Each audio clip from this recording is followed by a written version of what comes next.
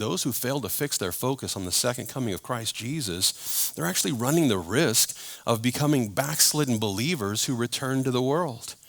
And it's sad to say that it's not uncommon for Christians here in the 21st century to start questioning the second coming of Jesus Christ, and for a few various reasons. This not only includes a failure of their own faith, which causes carnal Christians to return to their life of sin, but this also includes the deceptive doctrines of false teachers who question the second coming of Christ. You know, some false teachers will insist that Christ Jesus has already returned in some sort of spiritual form. You know, they'll point back to, 70 AD or sometime in the 1st or 2nd century and say, well, it was all fulfilled. And Jesus has returned in some sort of spiritual way. So stop looking for a second coming.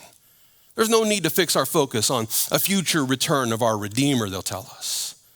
Then there are those who are quick to insist that, well, Christians have been wrong so many times for the past 2,000 years that at this point in time, it's just ridiculous to even look forward to a second coming.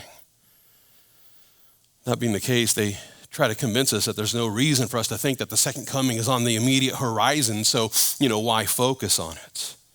Then there are those who reject the pre-tribulation rapture of the church, and as a result, they're effectively encouraging us to look for the Antichrist rather than for Jesus Christ. Because if the rapture doesn't happen until the end of the tribulation, then we ought to be looking for the Antichrist.